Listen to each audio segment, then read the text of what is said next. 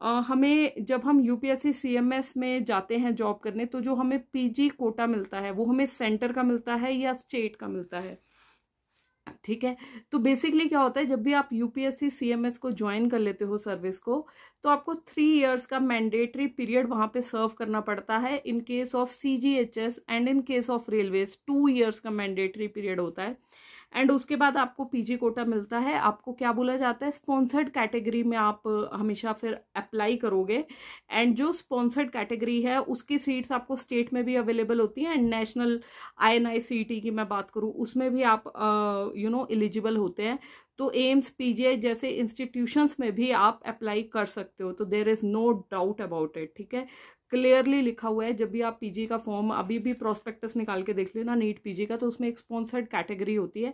तो वो कैटेगरी चाहे कोई स्टेट का है चाहे कोई सेंटर का है स्पॉन्सर्ड कैंडिडेट, तो वहां से आप अप्लाई कर सकते हैं, राइट।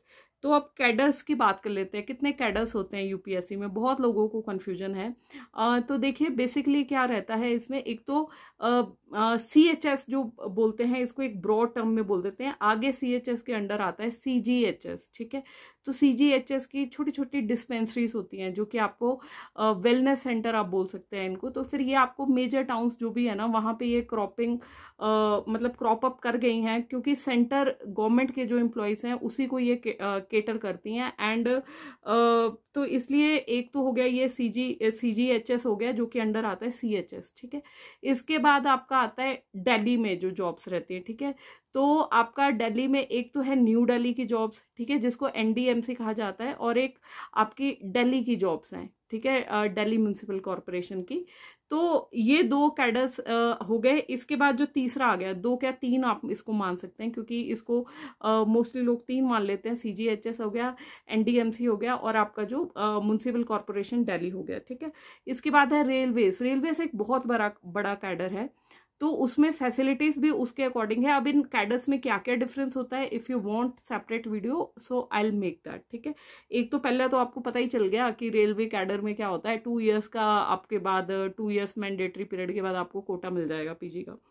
सो ये भी पूछा है after how many years PG quota. मैं आप ऑलरेडी बता चुकी हूँ, 3 years in CGHS and 2 years in railway serve करने के बाद, ठीक है। CGHS प्लस जो आपका NDMC, और जो दिल्ली में जब आप म्युनिसिपल कॉरपोरेशन में काम करते हैं, तो वहां पे आपको 3 इयर्स का मैंडेटरी पीरियड है, ठीक है। सैलरी के बारे में बहुत लोगों को कंफ्यूजन है कि बेसिक सैलरी मेंशन की होती है 56,000 से लेके जो रेंज है तो 1 लाख कुछ तक जाती है रेंज, है ना। तो सैलरी बेसिकली क्या है, देखिए जो अभी प्रेजेंट 2025 की मैं बात करूं, तो जो आपकी ग्रॉस सैलरी है दैट इज अराउंड